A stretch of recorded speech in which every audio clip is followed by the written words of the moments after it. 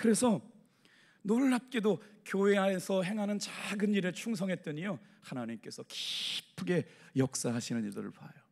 제가 이제 늘 간증하는 아이가 있어요. 강원도에서 목회하는데 할머니랑 사는 아이가 있어요. 아빠 엄마도 아이를 돌보지 않았어요. 초등학교 6학년 때 교회를 왔는데 아빠 엄마가 없이 할머니랑 크고 있어서 교회만 오면 울어요. 다른 아빠 엄마 손잡고 가는 것만 봐도 울고, 남들이 행복해서 주일날 예배하고 식사 같이 하는 엄마 아빠가 있는 아이들만 보면 울고, 옆에서 지켜보는 애도 해줄 수 있는 게 없어요. 어떻게 저렇게 인생이 어렵고 힘들게 살아가나.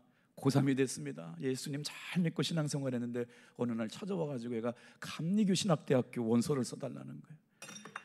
네가 아무리 공부를 잘해도 서울의 감리교 신학대학교는 가고 싶다고 그래서 가는 학교가 아니다 그랬더니 내신 3등급만 되면 내가 원서를 써주마 했더니 열심히 공부해가지고요, 감리교 신학대학에 갔어요.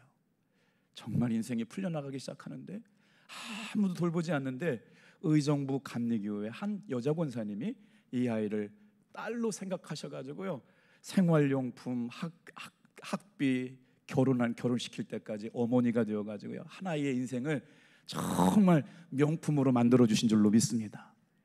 이 새벽에 지극히 작은 것 하나에 순종하면 하나님께서 큰 것으로 갚아주시는 놀라운 은혜의 주인공들, 다 같이 한번 따라해 볼게요. 하나님의 일에는 서로가 필요합니다. 성벽을 건축할 때 가문이 등장하게 되는데요, 하나님의 일을 하기 위해서는 서로가 힘을 모아야 돼요. 성경 속에 등장하는 이름 속에 여러분 이렇게 많은 사람들의 이름이 기록됐다라고 하는 건 하나님의 일은 절대로 혼자 하는 게 아니라 함께 하는, 그리고 나서 느헤미야는 가문이 동참하게 만들었다는 것. 그리고 나니까 보니 어때요? 여자 이름이 등장하죠, 남자 이름이 등장하죠, 어른들의 이름이 등장하죠. 모두가 여러분 참여해서 합력해서 선을 이루어가는 것을 보게 돼요. 자, 우리가 이런 일들일 때 성전에 모여 하는 모든 일들은 어떨 때 힘이 일어나느냐 한번 따라해 보세요. 자발적으로 참여할 때 힘과 능력이 나타납니다. 새벽기도 나오라고 해서 나온 사람이 어디 있어요? 이 시간에 다 은혜를 기대하고 말씀을 사모하고 기도하고 싶은 분들이 자발적으로 참여했기 때문에 이 새벽의 역사가 분명히 역사가 있는 줄로 믿습니다. 전도서 4장 9절 12절 말씀을 힘있게 같이 읽어볼게요. 시작. 두 사람이 한 사람보다 나음은 그들이 수고함으로 좋은 상을 얻을 것임이라. 혹시 그들이 넘어지면 하나가 그 동물을 붙들어 일으키려니와 홀로 있어 넘어지고 붙들어 일으킬 자가 없는 자에게는 화가 있으리라. 또 두 사람이 함께 누우면 따뜻하거니와 한 사람이면 어찌 따뜻하랴. 한 사람이면 패하겠으나 두 사람이면 맞설 수 있나니 새 겹줄은 쉽게 끊어지지 아니하리라. 답동교회에서 신앙생활하는 동안 하나님의 일을 위하여 서로가 필요해서 이 새벽에 저와 여러분을 기도의 사명자로 불러주신 줄로 믿는 분만 하면 할렐루야. E.M. 바운즈라고 하는 목사님이 계세요. E.M. 바운스라고 하는 목사님이 계신데 저분이 그냥 예화 속에서 많이 들어보셨을 텐데 대표적인 저자가 뭐냐면 기도의 능력이라는 책이 있어요. 그래서 그냥 저도 책이 한 2권 정도 있을 때인데 이게 읽어보니까 이분이 감리교 목사님인 줄 몰랐어요.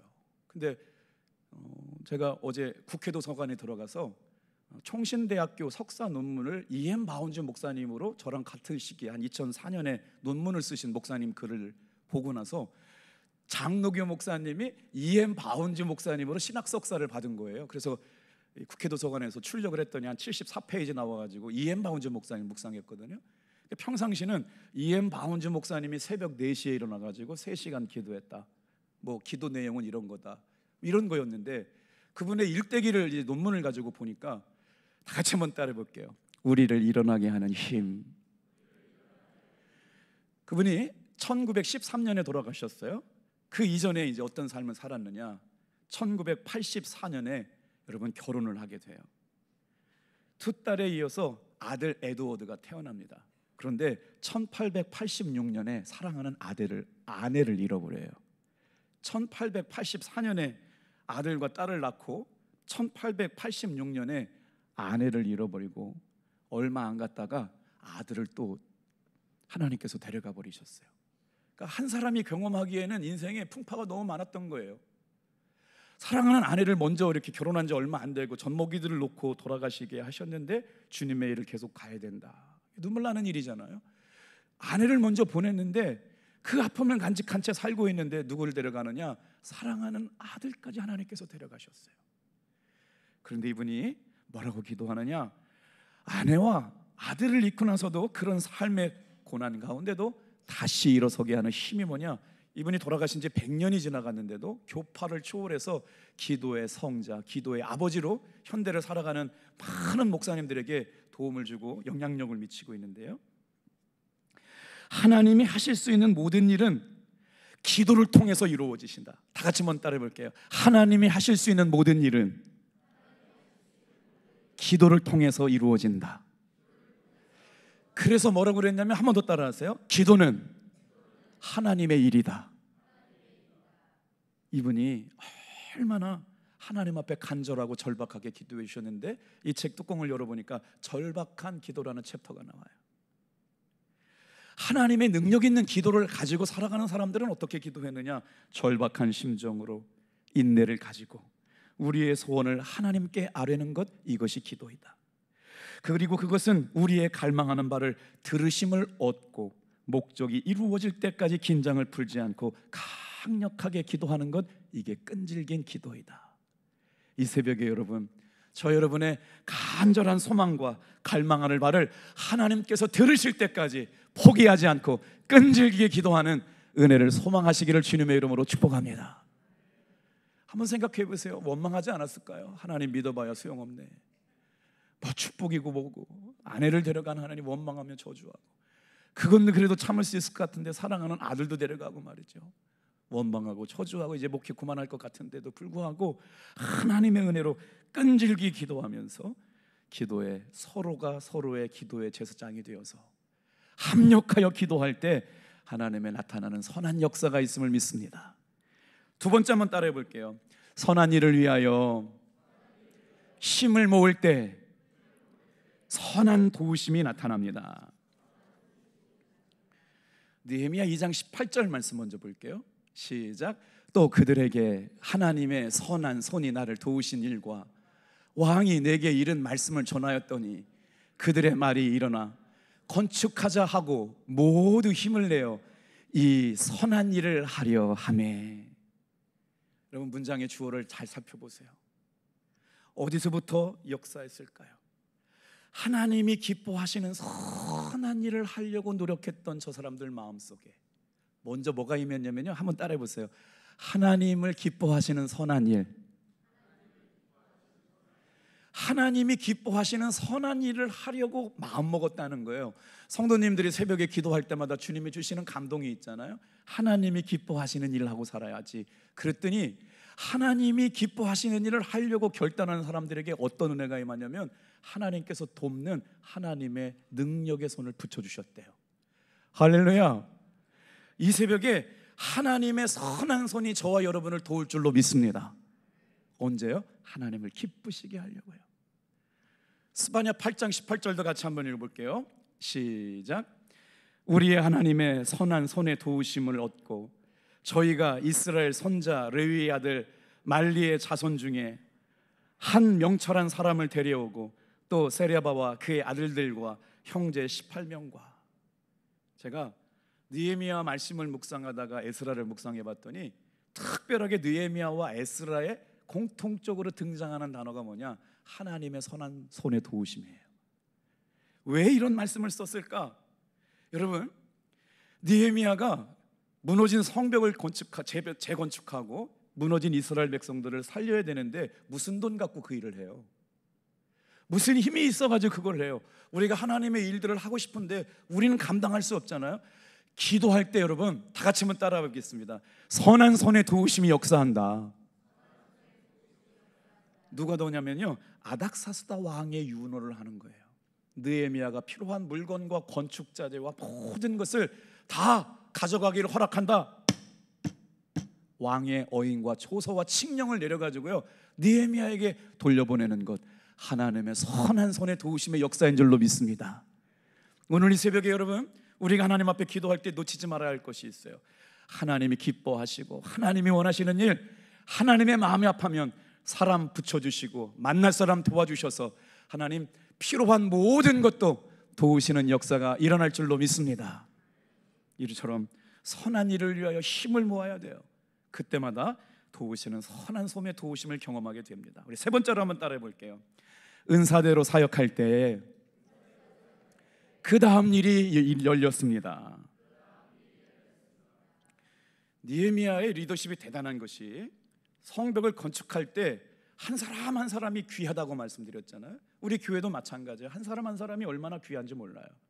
그러니 교회 안에는 모든 사람이 참여할 수 있는 기회들을 많이 만들어야 되는데 많은 사람에게 똑같은 일을 시킨 것이 아니라 한 사람 한 사람이 가지고 있는 탤런트대로 사역을 부탁했어요. 3장 1절에 보면 제일 먼저 누구의 그룹이 나오냐면 대제사장 그룹이 나와요. 그리고 나서 5절 말씀에 가면 누가 나오느냐? 귀족들 명단이 나오거든요. 8절에 가면 금장색, 은장색, 이제 뭐 장식을 만드는 전문가들 이름이 나오거든요. 그리고 나서 조금 지나고 나면 쇳덩이나 금이나 은을 다루는 이런 사람들의 이 이름도 나오고, 그 다음에 목수 이름도 나오고, 벽돌 쌓는 성벽 건축가의 이름들이 등장하게 돼요. 그런데 놀랍게도요, 그 이름이 시작할 때 가장 앞서서 나온 사람들의 이름이 누구냐? 제사장들 이름이에요. 레위 사람들 이름이었어요. 이 말은요, 모든 영적인 분위기는 기도하는 사람들이, 예배하는 사람들이, 말씀에 순종하는 사람들이 이끌어 가심을 믿으시길 바랍니다. 이 새벽도 마찬가지예요. 교회 분위기를 누가 힘들어요? 우리 장로님들 새벽기도 안 빠지시잖아요. 우리 권사님들 석회도 또 거르지 않고 열심히 하시잖아요. 속장님, 부속장님들. 이 새벽에 여러분, 이 말씀 안에 놀랍게 숨겨져 있는 비밀이 있어요. 무슨 말씀이냐? 느헤미야는 모두가 다 자기 은사대로 사역을 배치시켜서 함께 동참하게 됐대요. 한번 따라해 보시겠어요? 은사가 없는 사람은 없습니다. 사진 한 장 보여드릴게요. 닉 부이치치라고 한 사람은 목사님 아들이에요. 만약에 제가 닉 부이치치를 낳았다고 그러면 어떻게 길렀을까? 정말 저 말씀 준비하면서 걱정이 많이 되더라고요. 나는 감당 못했을 것 같은데 정말 미국의 그리스도인들은 달랐던 것 같아요. 태어났는데, 사고가 아니고요, 태어났는데 두 팔이 없어요. 두 다리가 없이 태어났어요. 그런데 살아가는 과정 가운데 자살을 몇 번 시도했던 때가 있었지만 다시 일어서기 하는 힘을 어디로 공급받았느냐? 여러분, 하나님에 대한 사랑, 하나님에 대한 믿음이 닉 부이치치를 일어서게 한 줄로 믿습니다. 한번 생각해 보세요. 지금 보이는 게 전부예요. 다리가 없어요. 두 팔이 없어요. 그런데 놀라운 사실을 여러분 아세요? 전 세계적으로요, 유명 강사가 되고 복음을 전하는 전도자가 돼가지고 안 가는 곳이 없이 사용하신 하나님의 놀라운 능력. 우리가 볼 때 저분이 무슨 능력이 있겠다고 생각되었지만 그분 안에 담겨져 있는 하나님에 대한 사랑, 복음에 대한 사랑을 통해서 하나님이 존귀하게 가지고 있는 은사대로 나타나게 된 줄로 믿습니다. 사실 저거 이제 보이는 표면이고요. 사진 한번 더 띄워주시겠어요? 저분이 뭐라고 얘기하냐면, 다 같이 한번 따라 볼게요. 삶은 여전히 아름답다. 저분이 강의를 가면 특별한 역사가 일어나는데, 어떤 역사가 일어나면 중고등부 학생들 강연 집회에서 이런 일들이 아주 많이 일어났대요. 전 세계적으로요. 어떤 역사가 일어났을까요? 죽고 싶어 하는 아이들, 자살을 생각하는 아이들이 저분의 강의를 듣고 말씀을 듣고 예수님을 믿을 뿐만 아니라 자신이 자살하려고 했던 얘기들을 고백하고 그렇게 마음먹은 것들을 회개하는 역사가 나타난대요. 여러분, 이것은 하나님이 해주시는 은혜인 줄로 믿습니다. 오늘 정말 우리의 삶에 선한 일을 도와가면서 은사대로 사역할 때 다음 사역이 열리게 될 줄로 믿습니다. 여러분, 오늘 말씀을 볼게요. 1절 2절 읽었는데 읽을 시간이 없으니까 한번 성경을 훅 훑어보세요. 느헤미야 3장 1절에 등장하는 아주 동어 반복이 일어나고 있어요. 같은 단어가 반복되고 있다는 건 강조하고 있는 거거든요. 무슨 단어인지 찾아보셨어요? 그 다음이라는 단어가 반복되고 있어요. 무슨 말씀이냐면, 제사장들이 나와서 일하고, 그 다음은 여리고 사람들이 일어나오고, 그 다음은 이모리 사람들이 나와서 일하는 거예요. 뭐랄까요? 그 다음은 다음 단계를 말하는 게 아니고요, 한 사람이 헌신했더니 그 다음 사람이 나와서 그 헌신을 바통을 이어받아 가는 거예요. 이 새벽에 기도하는 은혜, 놀랍게도 하나님의 일에 합력하여 선을 이루려고 은사대로 순종할 때 우리의 당대로 끝나는 게 아니라 그 다음 사람들이 하나님을 기쁘시게 하는 일들이 계속 사역의 역사가 이루어져 갈 줄로 믿습니다. 이 새벽에 저와 여러분이 기도해요. 한번 11절 말씀 같이 읽어볼게요. 12절 말씀 시작.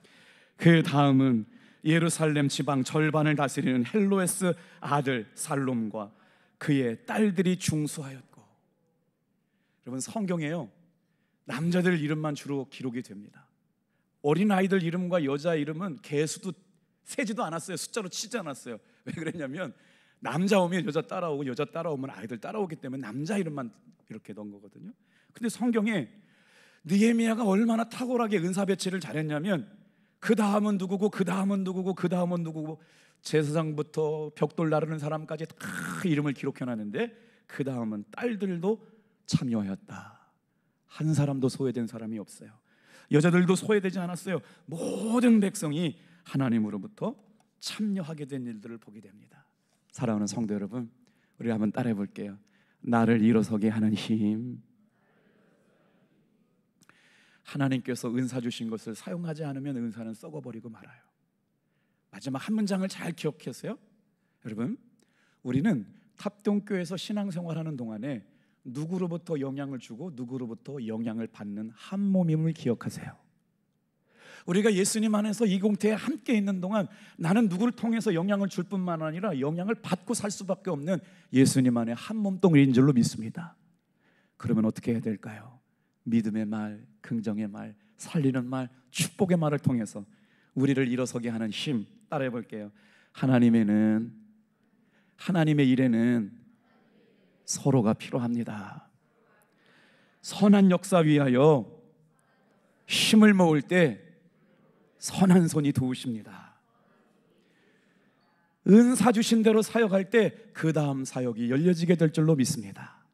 오늘 이 은혜를 기대하면서 기도했으면 좋겠어요. 우리 다 같이 결단 찬양 하나님 앞에 올려드리도록 하겠습니다.